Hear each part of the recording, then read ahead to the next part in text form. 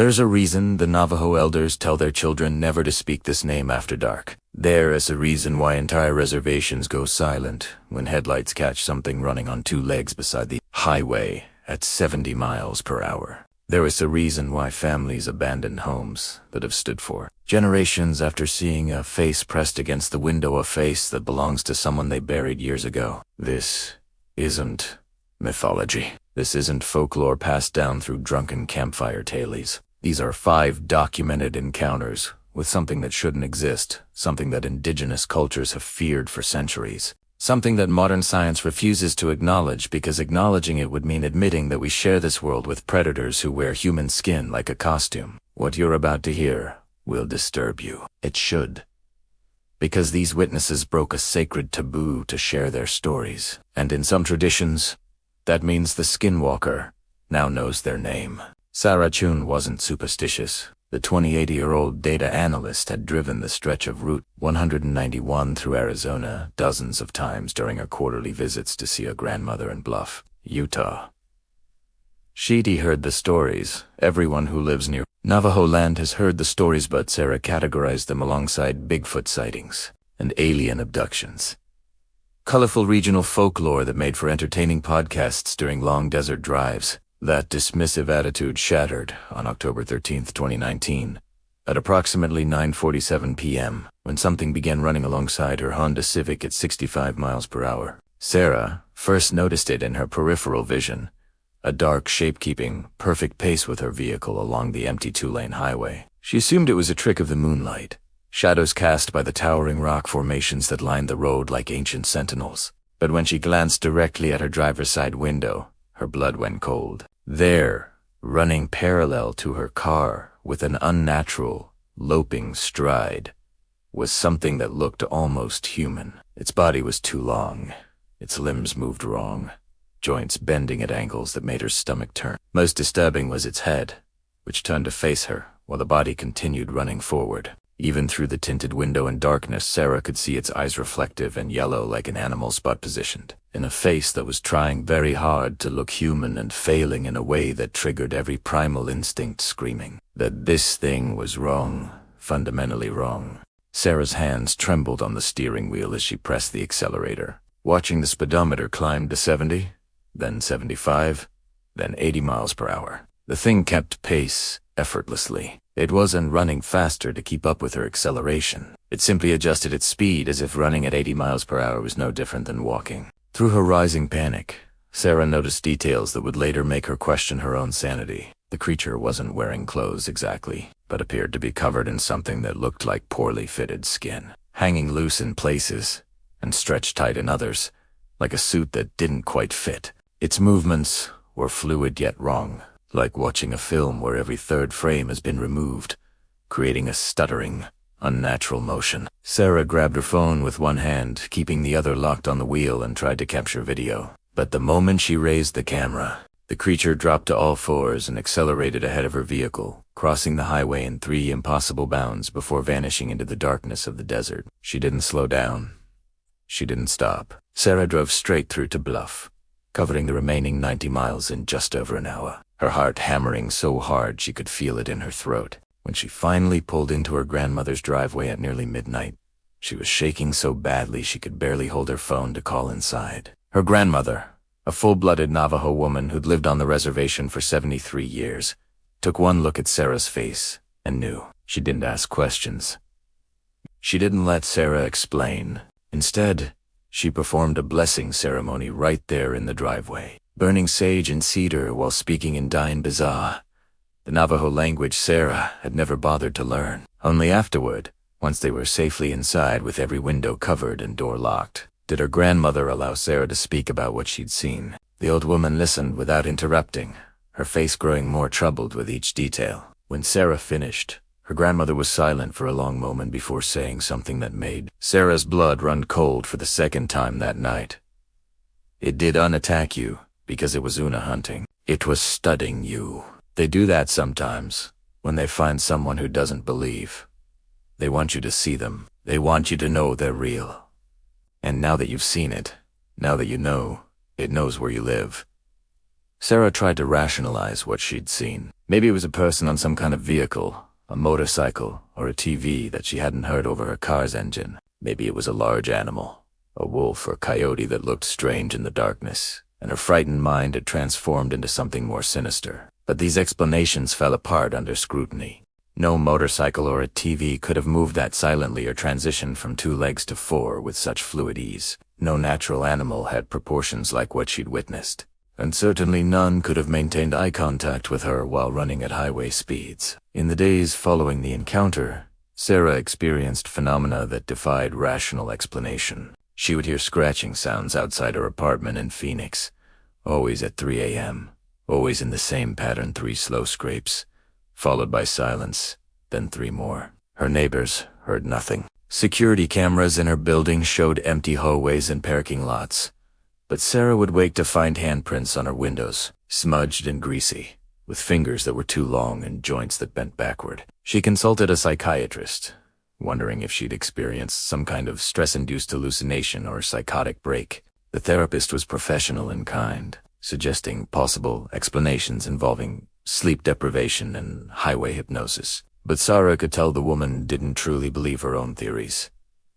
How could highway hypnosis explain the handprints? How could sleep deprivation account for the way her grandmother had reacted? Performing ceremonies she'd never mentioned in Sarah's entire life. 3 weeks after the encounter, Sarah's grandmother called with an unusual request. She wanted Sarah to attend a traditional healing ceremony being held on the reservation. Sarah drove back to Utah, this time during daylight hours and with a can of bear mace in her passenger seat, though what good pepper spray would do against something that could run 80 miles per hour was unclear even to her. The ceremony was conducted by a Hatui, a traditional Navajo medicine man, and involved rituals that Sarah had only seen referenced in anthropology textbooks. The medicine man never explicitly mentioned skinwalkers apparently. Even in the context of a healing ceremony, speaking their name was considered dangerous, but he spoke about those who walk on 4 legs and 2, and the ones who wear stolen skins. He explained that these beings were not demons or spirits, but were once human, medicine men who had betrayed their sacred oaths and performed forbidden rituals to gain the power of transformation. They could take the shape of any animal whose skin they wore, but the transformation was imperfect, leaving tails that observant eyes could catch, eyes that reflected light wrong, movements that didn't quite match natural patterns, voices that could mimic human speech but lacked emotional resonance. The ceremony lasted until dawn, and when it was over, Sarah felt something lift from her shoulders, a weight she hadn't consciously realized she was carrying. The scratching sounds at her apartment stopped that night and never returned. The second encounter happened 3 years earlier in rural New Mexico, on a cattle ranch owned by the Morrison family, who'd worked the land for 4 generations. Tom Morrison was 56 years old, a practical man who dealt in concrete realities like feed costs, market prices, and veterinary bills. He had no patience for what he called reservation superstitions, despite living just 15 miles from Navajo land. That attitude changed forever during a 2-week period in August 2016, when something began systematically terrorizing his livestock in ways that defied every pattern of predation Tom had seen in 40 years of ranching. It started with the horses. Tom's ranch ran 30 head of quarter horses, animals he knew individually and had raised from foals. These were calm, well-trained horses accustomed to the sounds and smells of the desert. But suddenly they began displaying signs of extreme distress. They would cluster together in the far corner of their pasture, refusing to graze, their ears pinned back and eyes rolling white with terror. At night, Tom could hear them screaming, not the normal whinny or neigh, but genuine screams of animal fear that made his skin crawl. He checked the pasture for obvious threats: rattlesnakes, broken fencing, anything that might spook the herd. He found nothing. Then the cattle started dying. Tom discovered the first dead cow on a Tuesday morning. The Hereford heifer had been healthy the previous evening during his routine check, but now lay in the center of the pasture with its neck broken and its body twisted at an impossible angle. What disturbed Tom most wasn't just the death itself, but the details surrounding it. There were no signs of a struggle. The grass around the corpse was undisturbed, as if the 800-pound animal had simply been lifted and dropped. More unsettling were the tracks Tom found, circling the body footprints that started out looking like coyote prints but gradually shifted, becoming more human-like the closer they got to the dead cow. Tom took photos and called animal control, suspecting perhaps a rabid predator. But the officer who responded went pale, looking at the scene. He took measurements, snapped his own photos, and told Tom to call him immediately if anything else happened. The officer was Navajo, and Tom caught him making a gesture that looked like a warning sign before he left. 3 nights later, Tom's wife Martha woke him at 2 a.m., gripping his arm so hard her nails drew blood. "There's someone walking around outside," she whispered. Tom grabbed the shotgun he kept in the bedroom closet and moved to the window. Their ranch house sat on a slight rise, offering a clear view of the pastures and outbuildings. The moon was 3/4 full,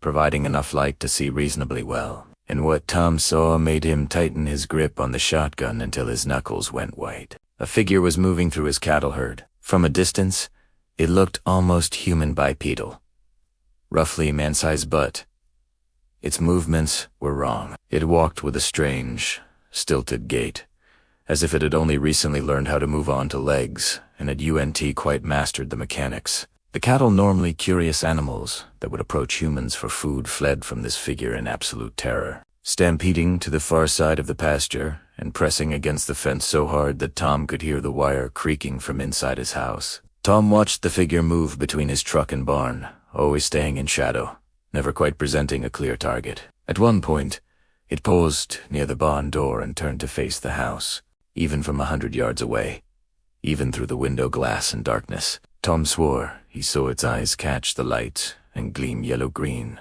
like a cat's eyes but larger, positioned in a face that was trying to be human but missed some crucial element that would make it convincing. He raised the shotgun and fired through the screen of his window, the blast shattering the night silence. The figure didn't run.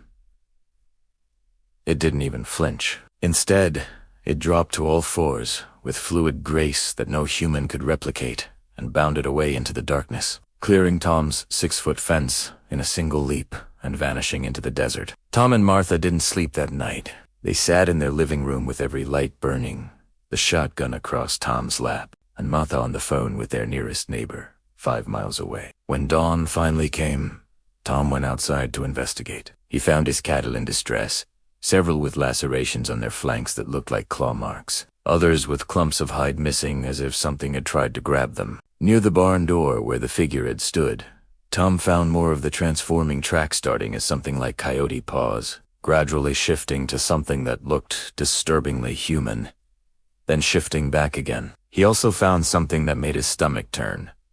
A patch of what looked like shed skin, leathery and gray, covered in coarse hair. Tom sealed it in a plastic bag, though he'd never be able to bring himself to have it analyzed. The attacks continued for another 10 days, always at night, always with the same pattern of that figure walking through. Tom's property like it owned the place, terrorizing his animals, and occasionally leaving dead livestock arranged in ways that felt deliberately mocking. Tom installed motion sensor lights, set up trail cameras, even slept in his barn with the shotgun for 3 consecutive nights. The lights would trigger with no visible cause. The trail cameras captured only static-filled images, or else impossibly blurred shapes that looked like they were moving at high speed even though the timestamps showed only seconds between frames. On the nights Tom slept in the barn, he would hear footsteps on the roof, not animal footsteps, but something heavy walking upright, pacing back and forth for hours while Tom sat below with his weapon raised and his heart hammering. Then, as suddenly as it began, the activity stopped. Tom woke one morning to find his horses calm, his cattle grazing normally, and an absence of the oppressive dread that had hung over his property for 2 weeks. The only evidence that anything unusual had occurred was one final marker: a deer carcass hanging from his barn-est rafters, drained of blood and positioned in a way that would have required a human intelligence to accomplish. Tom cut it down, burned it, and never spoke publicly about what had happened on his ranch. He did, however, reach out to a Navajo elder he knew through livestock auctions, a man named Paul Yazzie, who listened to Tom's story and nodded gravely. Paul explained that Skinwalkers were territorial and that Tom's ranch apparently sat on or near a route that one of these beings used regularly. The elder performed a blessing ceremony on Tom's property and told him that the attacks had likely stopped not because the creature had lost interest, but because it had made its point. This land was under its dominion, and Tom's presence was tolerated, not welcomed. Paul advised Tom to leave regular offerings of tobacco and cornmeal at the edge of his property, never to shoot at any animal that displayed unusual behavior and above, or never to speak about what he'd seen during the hours between sunset and sunrise. Tom Morrison, the practical rancher who'd scoffed at superstitious nonsense his entire life, followed every instruction to the letter. He still runs his ranch today, but he has added security measures that have nothing to do with keeping out human intruders. Iron horseshoes nailed above every door, salt lines across every threshold, and sage bundles that he burns religiously at dusk.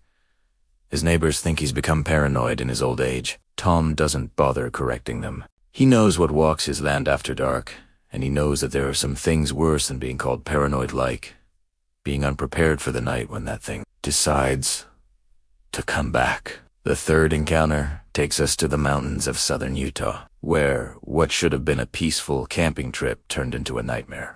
Jake Rodriguez and his girlfriend Amanda were experienced outdoorsmen, both in their early 30s, who regularly spent weekends hiking and camping in the Southwest's most remote locations. In July 2018, they planned a 3-day camping trip to a location near Blanding, Utah, on public land that bordered the Navajo reservation. They'd researched the area carefully, obtained the necessary permits, and informed family members of their exact location and expected return date. Everything went perfectly for the first day and a half. They hiked to a secluded canyon where they set up camp near a seasonal stream, spent the afternoon photographing rock formations and wildlife, and cooked dinner over their camp stove as the sun set behind the canyon walls. The trouble started that first night, around 11 p.m., when Jake woke to the sound of something circling their tent. At first, he assumed it was a coyote or fox, curious about the smell of their food, even though they'd properly secured everything in bear canisters,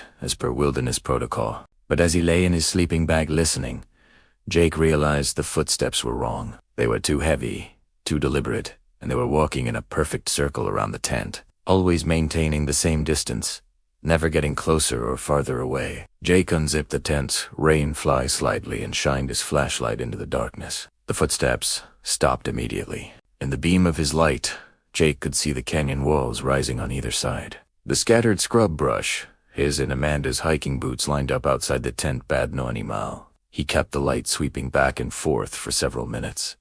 But whatever had been circling their tent had vanished silently. Jake convinced himself it had been a dream, or maybe a small animal that the flashlight had scared away, and went back to sleep. But Amanda had been awake too, and she whispered that she also heard the footsteps, and that they sounded like a person walking upright, not an animal on 4 legs. They didn't discuss it further, both of them trying to rationalize the experience, both secretly unsettled, but not wanting to alarm the other. The second night was when everything fell apart. Jake and Amanda had hiked during the day, summited a nearby peak, and returned to their campsite exhausted and ready for sleep. They had dinner, secured their food, and were in their tent by 9 p.m., hoping to wake early for sunrise photos. Jake was pulled from sleep sometime after midnight by Amanda shaking him violently. "There's something outside," she hissed. "It's trying to talk." Jake listened. Over the sound of wind in the canyon, he could hear a voice calling out. At first, it sounded like someone shouting for help, a woman's voice echoing off the canyon walls. "Hello? Is someone there? I'm lost. Please help me." Jake's first instinct was to unzip the tent and help whoever was in distress, but Amanda grabbed his arm. "Listen to it," she whispered urgently. "Really? Listen." Jake froze. The voice was calling for help, forming the right words, but something about it was fundamentally wrong. There was no emotion in it. The words came out in strange, stilted rhythms, like someone who'd learned human speech phonetically but didn't understand the meaning behind the sounds. And underneath the words, Jake could hear something else, a clicking, chittering noise, like the sound insects make, as if the voice were being produced by something that didn't have human vocal cords and was struggling to mimic them. "Hello? Is someone there? I'm lost. Please, help me." The exact same words, in the exact same tone, repeated like a recording. Jake grabbed his flashlight and his hunting Nifapetho defense. He knew, but it was all he had. The voice continued, moving around their campsite, always staying just beyond the reach of visibility. "Hello? Is someone there? I'm lost. Please help me. And then, horrifyingly, it added new words. Words that made Amanda stifle a scream. Amanda, Jake, I can see your tent. Why won't you help me? Neither of them had spoken their names aloud since arriving at the campsite. There was no way anyone could know who they were unless they'd somehow found their permits, or unless, and this thought made Jake's blood run cold. This thing had been watching them, learning about them, preparing. The voice began to change. It shifted from a woman's voice to a man's voice, then to something that sounded like a child, then to something that wasn't quite any of them. Jake, Amanda, come out. We want to see you. We want to meet you properly. The voice had said we. Jake made a decision. He grabbed their packs, already loaded with their essential gear, and told Amanda they were leaving immediately. She didn't argue. They put on their boots inside the tent, shouldered their packs, and Jake unzipped the tent entrance, knife in one hand and flashlight in the other. The voice had fallen silent, which somehow was worse than the talking. They emerged from the tent into the canyon night, and Jake swept his flashlight in wide arcs, looking for the source of the voice. What he saw instead stopped him in his tracks. Standing at the edge of their campsite, just beyond the ring of stones where they'd made their fire, was a figure. In the flashlight beam, it looked almost human tall. Thin. Wearing what might have been clothes or might have been badly preserved skin, Jake couldn't tell which. Its arms were too long, hanging past its knees, and its head tilted at an angle that was wrong, cocked to one side like a curious dog but rotating too far, nearly 90 degrees. Most horrifying were its eyes, large and reflective, catching Jake's flashlight and throwing it back in a green-yellow gleam that made him think of predators, of things that hunted in darkness. The figure took a step forward, its movement jerky and uncoordinated, and opened its mouth. The voice that came out was the same one they'd heard calling for help, but now Jake could see that the mouth wasn't moving in sync with the words, like a badly dubbed foreign film. Why are you leaving? We haven't finished talking. Jake didn't respond. He grabbed Amanda's hand and they ran, abandoning their tent and most of their gear. Keeping only their packs and Jake's flashlight, they ran through the canyon in the darkness, stumbling over rocks and brush, driven by pure animal panic. Behind them, they could hear something following, not running but walking at a steady pace that somehow kept it right behind them no matter how fast they moved. They could hear it breathing wet, raspy breaths that sounded too large to come from human lungs. They could hear it speaking in that flat, emotionless voice, saying things that made no sense.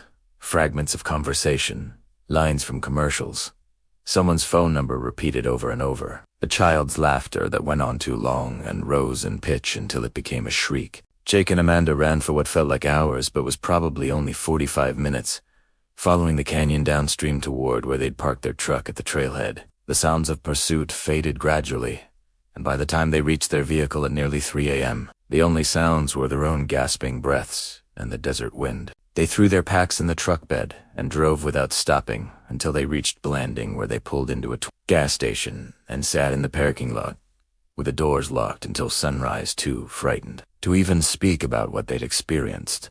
They reported the incident to local authorities, framing it as a suspicious person at their campsite. But Jake could tell the ranger who took their report didn't believe they'd encountered a human. When Jake mentioned the voice, mimicry, and the figure's strange movements, the ranger's expression shifted from professional skepticism to something like recognition. He asked if Jake was familiar with Navajo traditions, if he knew about the beings that the indigenous people of this region feared and refused to name. Jake said he wasn't, and the rangers simply nodded and advised them never to camp in that particular canyon again. Especially not alone. Especially not at night. Jake and Amanda never retrieved their tent or the gear they'd abandoned. They discussed going back with a larger group during daylight hours, but every time they seriously considered it, they would remember that voice calling their names. Remember. Those eyes reflecting green in the flashlight beam, and the conversation would end. 3 months after the encounter, Amanda admitted that she still couldn't sleep without every light in her apartment turned on. She'd started seeing a therapist for anxiety and nightmares, though she couldn't bring herself to tell the therapist the true source of her trauma. How could she explain that she'd been stalked through a canyon by something that wore humanity like a poorly fitted mask? Jake threw himself into research, reading everything he could find about Skinwalker legends, trying to understand what they'd encountered. The descriptions matched too perfectly to dismiss. The mimicked voices, the unnatural movements, the sense of intelligence and malicious intent. He learned that according to Navajo tradition, Skinwalkers were witches who had achieved the ability to transform by committing acts so evil that they broke their own humanity. Murder of close relatives, desecration of sacred sites, rituals involving human remains. They wore the skins of animals to take their forms, but the transformation was always imperfect because evil, no matter how powerful, could never perfectly imitate the natural world's innocence. Jake also learned something that chilled him. Some traditions held that once a Skinwalker had identified you, had learned your name, and seen your face, it could find you anywhere. The distance didn't matter.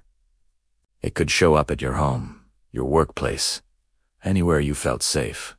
Because to us, space and distance operated differently than for ordinary humans or animals. Jake started noticing things after that. Shadows had moved wrong in his peripheral vision. The feeling of being watched when he was alone. Once, he swore he saw something standing in his backyard at 3 a.m. Something tall and thin that vanished the moment he turned on the porch light. He never told Amanda about these incidents. She was struggling enough with her own trauma, but Jake began carrying sage in his pocket, a practice he'd read about in his research. He had a medicine bundle made by a dying healer he found through an online forum for people who'd had similar encounters. He performed smudging rituals in his house every new moon, burning sage and cedar and saying prayers he'd learned phonetically without fully understanding their meaning. His friends thought he'd become paranoid or obsessive. Jake didn't care. He'd seen something in that canyon that shattered his understanding of reality, and if performing these rituals made him feel safer, if they gave him some sense of control over a situation that had left him feeling utterly helpless, then he would do them religiously. The fourth encounter takes place in an unexpected setting, not the remote desert or isolated canyons, but a hospital in Colorado Springs, where a night shift nurse named Patricia Williams experienced something that would end her 20-year nursing career. Patricia was 52 years old, a veteran of countless night shifts in the ice, comfortable with the rhythms of the hospital after dark. When most of the staff went home and the building settled into its nighttime quiet, she'd seen patients die, had comforted grieving families, had witnessed the full spectrum of human suffering and resilience. Patricia considered herself unflappable, grounded in medical science and rational thought. That worldview collapsed during a 2-night period in November 2017, when something that was definitely not a patient began appearing in the ICU's hallways. It started with reports from other nurses that a patient's family member was wandering the halls, ignoring visiting hour restrictions and entering rooms where they weren't authorized. Security was called multiple times, but whenever guards arrived, the mysterious visitor had vanished. Patricia was working the Wednesday night shift when she first encountered the intruder. She was doing her midnight rounds, checking on her 6 patients, when she noticed someone standing at the far end of the hallway, near the supply closet. The figure was tall and thin, dressed in what looked like oversized clothes that hung awkwardly on its frame. Its posture was wrong shoulders hunched forward too far, had tilted at an odd angle as if it were listening to something no one else could hear. Patricia called out, asking if she could help them find something, but the figure didn't respond. It simply stood there, motionless, facing away from her. Patricia felt a prickle of unease, but approached anyway. The ICU was a secure floor, and whoever this was should have been able to access it without going through the locked doors at the nurse station. As she got closer, maybe 20 feet away, the figure turned to face her, and Patricia's professional composure shattered. The face was wrong. It looked human at first. Glanced to eyes, a nose, a mouth, but the proportions were off. The eyes were too far apart, the mouth too wide, stretching across the face in a way that reminded Patricia of a snake unhinging its jaw. And the skin had a strange, waxy quality, like a department store mannequin.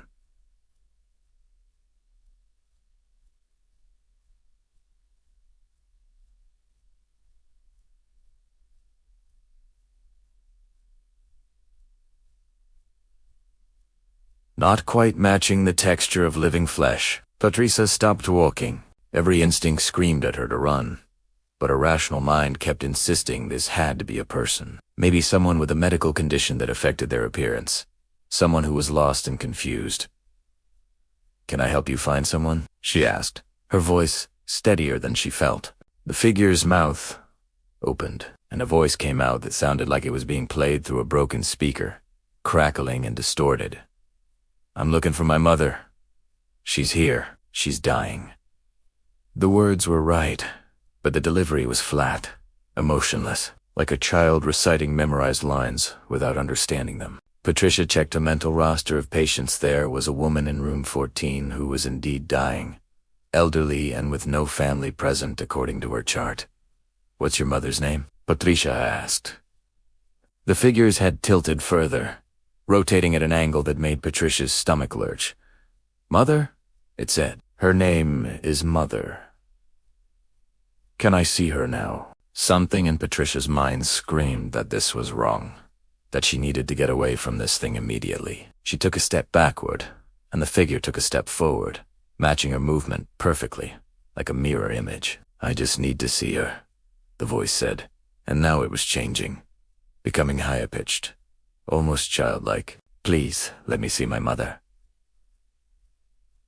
I've come so far. I've been walking for so long." Patricia's hand found the panic button on her badge at direct line to security end.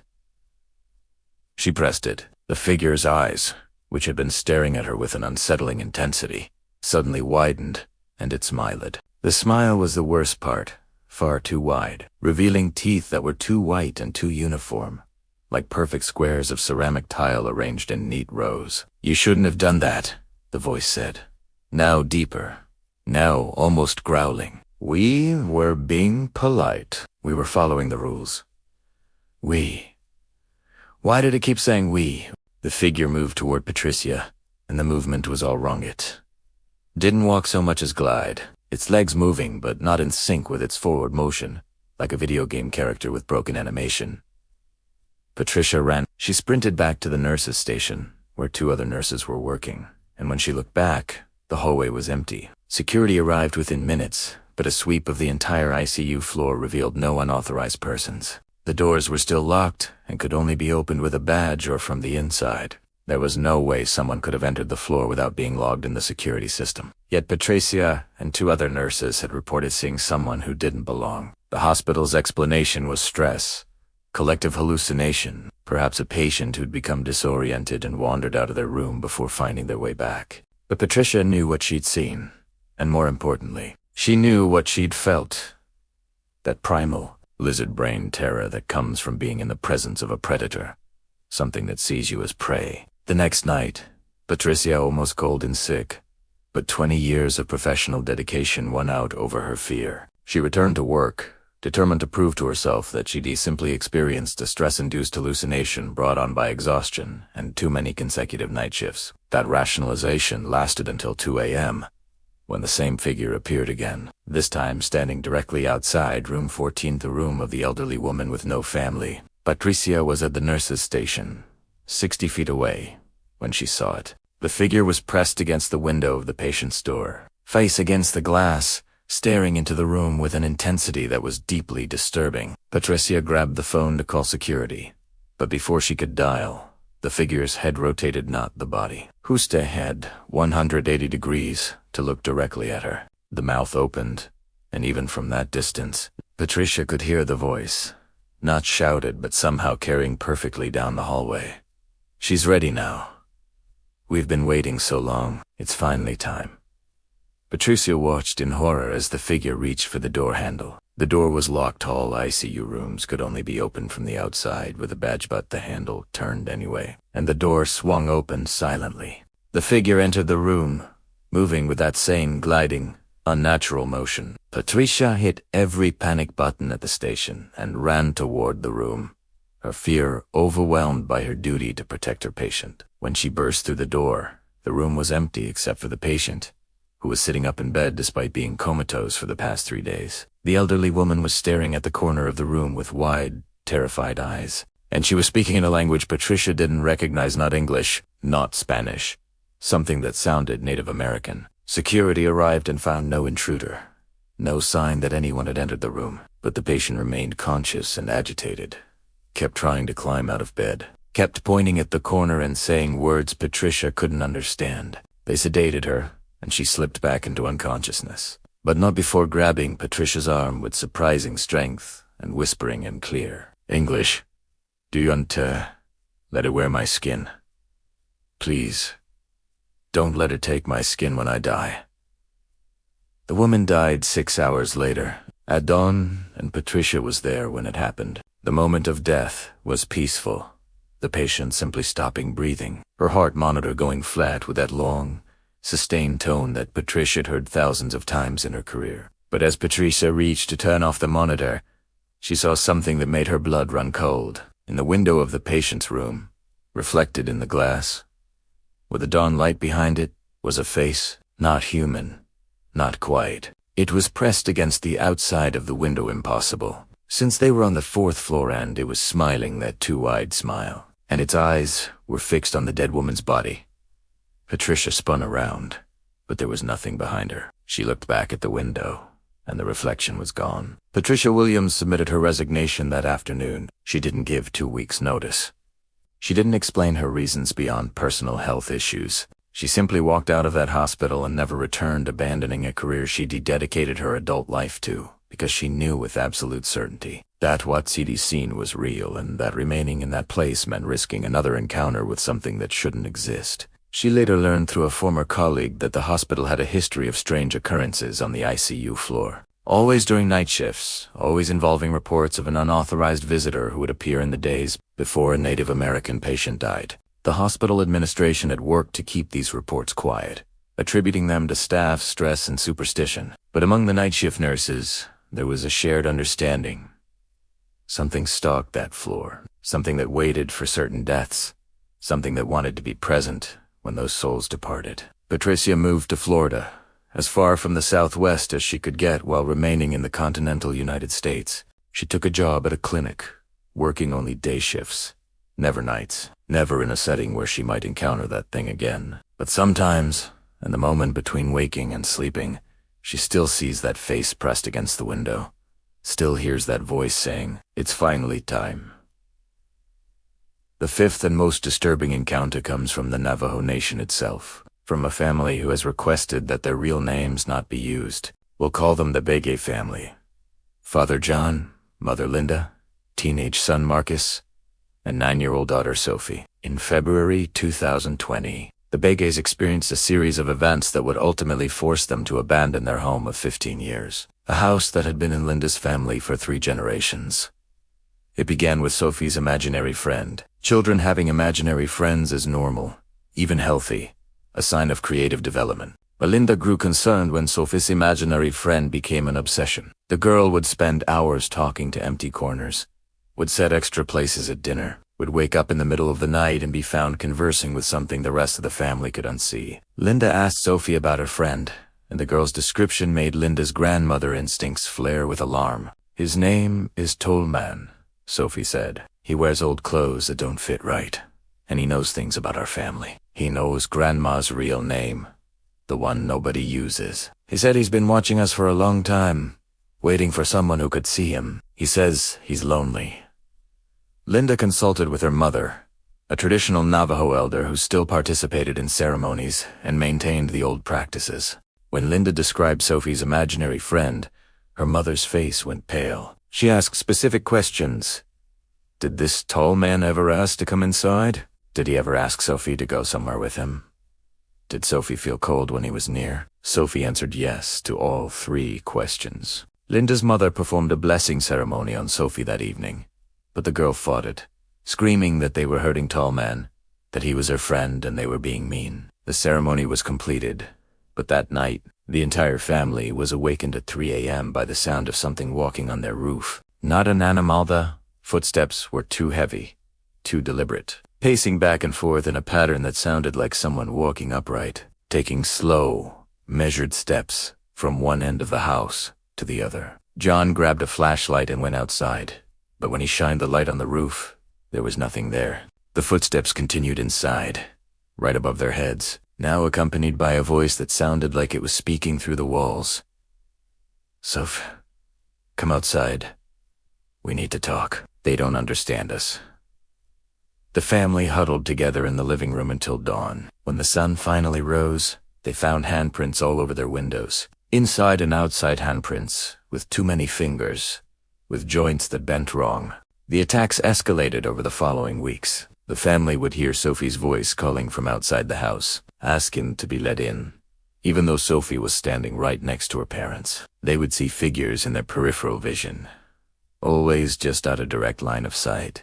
Always watching. Their livestock, chickens and goats, began dying in ways that defied natural explanation, arranged in patterns that seemed deliberately symbolic. Marcus, the teenage son, began sleepwalking, and his parents would find him standing at the front door in the middle of the night, hand on the doorknob, about to open it. When they'd wake him, he'd have no memory of leaving his bed, but would say he'd have been dreaming about someone calling his name, someone who needed help. John installed security cameras around the property, thinking that video evidence would either prove they were dealing with a human intruder or demonstrate that stress was causing them to imagine things. What the cameras captured was worse than either possibility. The footage showed figures approaching the house at night, but the figures moved wrong. They would be standing in one spot in one frame, then impossibly far away in the next, as if they could teleport or move faster than the camera's refresh rate could capture. Their faces, when they turned toward the camera, were blurred and distorted, like the camera couldn't properly focus on them. But their eyes always came through clear-layer reflective, glowing, inhuman eyes that stared directly at the lens. On one recording, the family watched in horror as a figure approached their front door, reached out a hand that seemed to stretch and elongate like rubber, and touched the doorknob. The moment it made contact, every camera in the house cut to static for exactly 3 seconds. When the feed returned, the figure was gone, but the front door was open, despite being locked from the inside. The Beges knew they couldn't stay. Linda consulted with tribal elders, and the conclusion was unanimous. Their home had been marked by a skinwalker, possibly because it sat on a location that had spiritual significance, or possibly because some member of their family had unknowingly offended one of these beings. The elders explained that once a skinwalker had focused its attention on a family, especially a family with children, the harassment would continue and escalate until either the family left or someone was seriously harmed. There were ceremonies that could offer protection, but protection wasn't the same as removal. The entity would still be there, still waiting, still watching. In March 2020, the Bege family moved off the reservation, leaving behind a house that Linda's family had occupied for nearly 70 years. They told their extended family it was for better job opportunities, for better schools for the children. But the truth was understood without being spoken. They had been driven from their home by something that predated modern civilization, something that laid claim to that land long before any house was built there. Sophie stopped talking about Tall Man after they moved, but she developed a fear of windows that persists to this day. She refuses to sleep in any room with uncovered windows, insisting that the curtains be drawn tight, because she says sometimes she still sees him standing outside, watching, waiting. Marcus, now in college, has recurring nightmares about the nights he spent sleepwalking, and in therapy, he has revealed memories that don't match his conscious recollections, memories of standing outside his house in the darkness, of being surrounded by figures that looked human but moved like animals, of hands touching him that felt cold and wrong, of voices speaking to him in a language he shouldn't understand but somehow did, telling him secrets about death and transformation, promising him power if he would only walk away from his house and into the desert. The Bege family's experience raises disturbing questions about the nature of skinwalker encounters. Unlike the other cases we've examined, this wasn't a brief sighting or a single night of terror. This was sustained harassment over weeks, targeted at a specific family, escalating in intensity as if testing boundaries and searching for weaknesses. The focus on the children, particularly Sophie, suggests a predatory intelligence, an understanding that children are more vulnerable, more open to manipulation, less likely to be believed if they report what they're experiencing. Skinwalker lore speaks about these beings' ability to corrupt, to turn people away from their families and their humanity. Was Sophie genuinely seeing something? Or had the entity found a way to project itself into her mind? Were Marcus's sleepwalking episodes natural parasomnia? Or was something calling to him, pulling him toward the door and the darkness beyond? These questions haunt the family still, and they've chosen to share their story as a warning to others who might experience similar phenomena. If your children begin talking to imaginary friends who know things they shouldn't, if you find yourself waking at the same time every night to sounds of footsteps and voices, if you feel watched in your own home by something that remains just out of sight. These may not be products of stress or imagination. They may be signs that you've attracted the attention of something ancient and malevolent. So what are skinwalkers? Really? The 5 encounters I've shared represent only a fraction of the reports that emerge from the Southwest every year, most of which are never publicized because witnesses fear ridicule, or more seriously fear attracting further attention from these entities. Within Navajo culture, skinwalkers are not cryptids or mysterious animals, as specifically identified as humans who have gained the power of transformation through the practice of the worst form of witchcraft. These are people who have broken the most fundamental taboos of their culture, who have committed acts so evil that they've severed their own connection to humanity. The transformation power is not a gift, but a corruption, a twisting of natural law achieved through ritual murder, desecration, and the literal wearing of animal skins that have been prepared through forbidden ceremonies. This explanation that skinwalkers are evil witches who can transform is consistent across Navajo, Hopi, and other southwestern indigenous traditions. But this cultural explanation doesn't satisfy those who encountered these beings and struggled to reconcile what they've witnessed with any rational framework. How can a human run at 80 miles per hour? How can someone scale a 4-story building to press their face against a window? How can a figure move in ways that defy physics, appear and disappear without using doors, mimic voices with perfect accuracy? Some researchers have proposed alternative theories, that skinwalkers are not transformed humans but rather some unknown species of animal, perhaps a remnant population of prehistoric predators that has learned to avoid human detection. This theory attempts to explain the physical abilities that witnesses report, the impossible speed, the strength, the way these entities move through terrain that would stop a human. But this explanation fails to account for the intelligence that skinwalkers display, their apparent understanding of human psychology, their ability to mimic human speech and behavior, their targeted harassment of specific individuals and families. Other theories venture into more speculative territory, interdimensional beings that can partially materialize in our reality, appearing as distorted human-animal hybrids because they're attempting to match our physical laws and failing, or psychological phenomena, some form of mass hysteria or culturally bound syndrome where belief in skinwalkers causes people to interpret ambiguous sensory data as encounters with these entities. But talk to someone who's experienced an encounter, and they'll reject these rationalized explanations. They'll tell you about the absolute certainty they felt that they were in the presence of something wrong, something that violated natural law by its very existence. They'll describe the way their bodies reacted, the adrenaline dump, the primal fear response that bypassed conscious thought and went straight to survival instinct. They'll point to physical evidence, footprints that transform, livestock killed in impossible ways, recordings that show things moving at speeds that defy physics. The truth is likely more disturbing than any single explanation, that we share this world with phenomena we do understand and possibly couldn't understand. That indigenous cultures have spent centuries documenting and developing protective practices against entities that Western science refuses to acknowledge because acknowledging them would require a fundamental revision of our understanding of reality. The Navajo elders will tell you that there are more things in this world than academic institutions recognize, that the boundaries between human and animal, between physical and spiritual, between the living and the something else, are more permeable than modern society admits. But there's something else that emerges from these encounters, something that the witnesses themselves are often reluctant to discuss.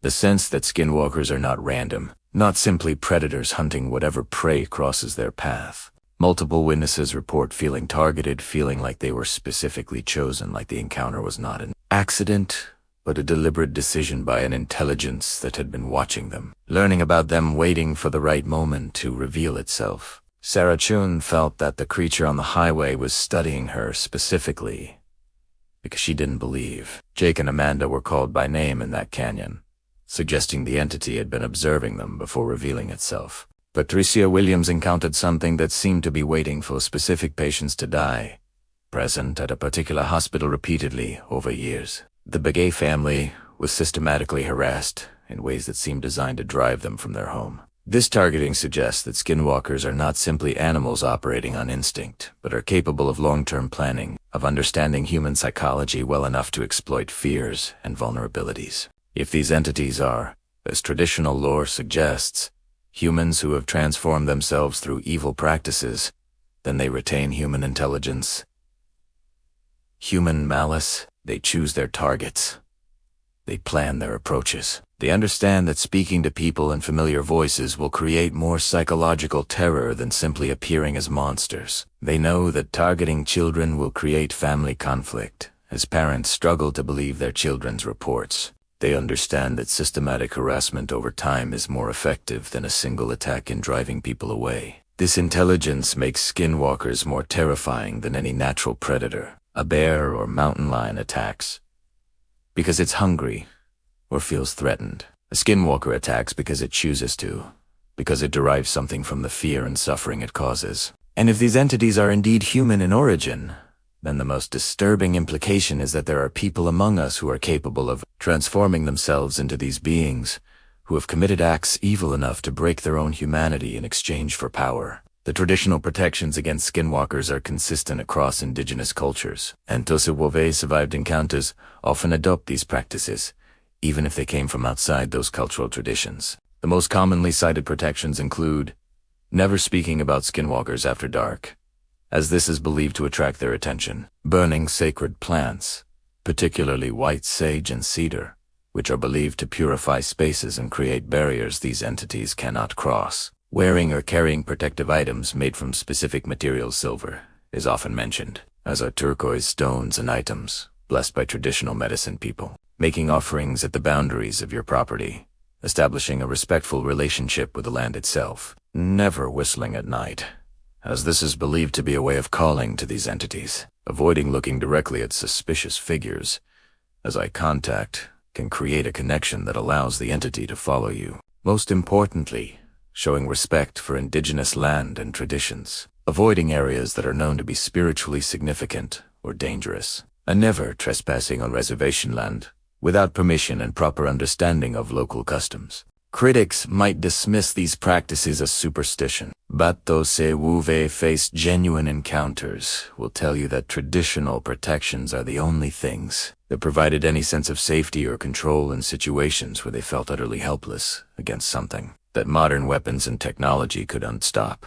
These 5 encounters share common elements that appear repeatedly in Skinwalker reports: the targeting of people who are isolated or vulnerable, the mimicry of human voices and behavior in ways that are almost, but not quite convincing, the physical abilities that defy natural law, the sense of intelligence and malicious intent, they focusing on specific individuals over time, and the psychological impact that persists long after the encounter itself. If even one of these accounts represents a genuine encounter with something currently unknown to science, the implications are profound. It would mean that there are predators sharing our environment that we've failed to document, entities that possess capabilities we can't explain, and possibly humans who've found ways to transform themselves into something no longer recognizable as human. Indigenous communities have lived with this knowledge for centuries, developing complex traditions and practices to protect themselves from these entities. Perhaps it is time for the broader culture to stop dismissing these accounts as folklore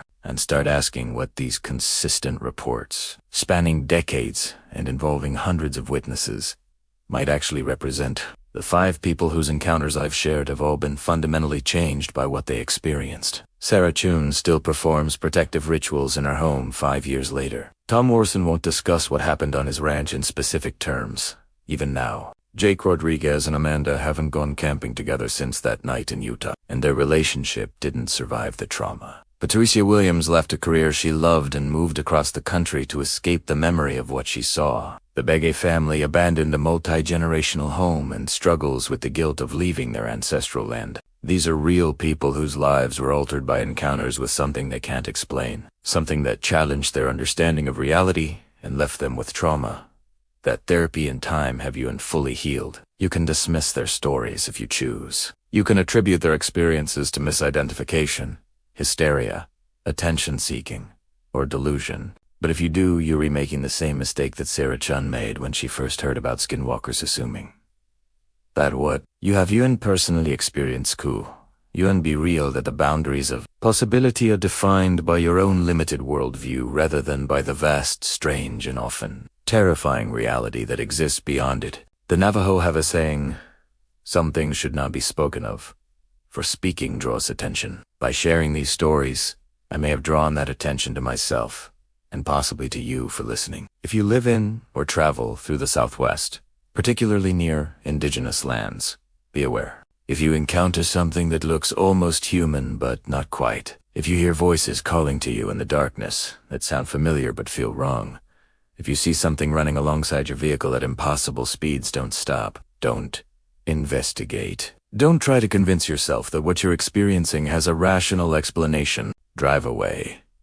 Get to safety. Seek protection from those who understand these entities. Trust your instincts when they scream that something is wrong, because those instincts evolved over millions of years to keep our ancestors alive in the presence of predators. And some predators don't appear in biology textbooks. The question isn't whether you believe in Skinwalker. The question is whether your belief will matter when you're driving down an empty desert highway at night and you see something in your peripheral vision keeping pace with your vehicle. Something that turns to look at you with eyes that reflect light like an animal S, but are positioned in a face that is trying desperately to look human and failing. The question is whether you will remember these warnings when you hear your name being called from the darkness in a voice that sounds exactly like someone you trust, but something in your gut tells you not to answer. The question is whether you will have the wisdom to follow the protective practices that indigenous people have spent centuries developing, or whether you will dismiss them as primitive superstition right up until the moment you face to face with something that should unexist, something that proves those primitive cultures understood aspects of reality that our modern civilization has chosen to ignore. These 5 encounters are not unique. They're representative of a pattern that plays out across the Southwest regularly, witnessed by people from all backgrounds, all walks of life, all levels of education and skepticism. The consistency of these reports across decades, across cultural boundaries, across witnesses who have no connection to each other, suggests that something real is occurring, something that demands explanation, even if that explanation challenges our comfortable assumptions about the world we inhabit. The Skinwalker phenomenon raises fundamental questions about the nature of evil, the boundaries of human capability, and the possibility that we share our reality with entities that operate according to rules we do not understand. It challenges the materialist worldview that dominates Western thought, suggesting that consciousness, transformation, and the relationship between human and animal might be far more complex and far more terrifying than we've acknowledged. Whether you interpret these encounters as evidence of literal shape-shifting witches, unknown cryptids, psychological phenomena, or something else entirely, the experiences of the witnesses cannot be easily dismissed. These are people whose lives have been marked by trauma, who've abandoned homes and careers and relationships because of what they encountered, who live with fear that persists years after the original events. They have nothing to gain from sharing these stories, in fact. Most of them risk ridicule and skepticism by speaking publicly. They share their experiences anyway, driven by a need to warn others to validate their own trauma, by connecting with people who've had similar encounters and perhaps to push back against a dominant culture that insists their experiences couldn't have happened because they do unfit within accepted paradigms. If you've listened to this entire account and felt that chill of recognition, if details from these encounters resonated with experiences you've had but never spoken about, know that you're not alone. There are communities of people who've encountered these entities, who support each other and share protective practices. There are researchers and investigators who take these reports seriously and work to document and understand them. And there are indigenous knowledge keepers who hold centuries of accumulated wisdom about these beings and how to coexist with them, or at least how to avoid attracting their attention. The 5 encounters I've shared are not closed cases. Sarah Chun still sees shadows moving wrong in her peripheral vision. Tom Morrison still burns sage at dusk and leaves offerings at the edge of his property. Jake and Amanda still can't fully explain what called their names in that canyon. Patricia Williams still sees that face in windows when she's overtired and her guard is down. The Begay children still struggle with fears that therapy can't fully address. These encounters don't end, they become part of the witnesses' lives permanently. A constant reminder that the world is stranger and more dangerous than most people realize. That there are predators who hunt in ways that violate our understanding of natural law. And that sometimes the old stories The ones we dismiss as primitive superstition contain truths that our modern civilization desperately needs to acknowledge. So as you finish listening to this, as you perhaps check the locks on your doors or glance at your windows, wondering what might be looking back from the darkness outside, remember, the indigenous people of the Southwest have been warning outsiders about these entities for centuries. The fact that those warnings have been dismissed as folklore doesn't make them less true. It just means that every person who ignores those warnings and ventures into isolated areas without proper respect and protection is gambling with their safety and their sanity. The Skinwalker phenomenon is real enough that it shaped the culture, traditions, and daily practices of entire communities. It's real enough that tribal elders still teach their children the protective practices, still perform ceremonies to ward off these entities, still refuse to speak their name after dark. It's real enough that people like Sarah, Tom, Jake, Amanda, Patricia, and the Begay family have had their lives fundamentally altered by encounters that they can neither explain nor forget.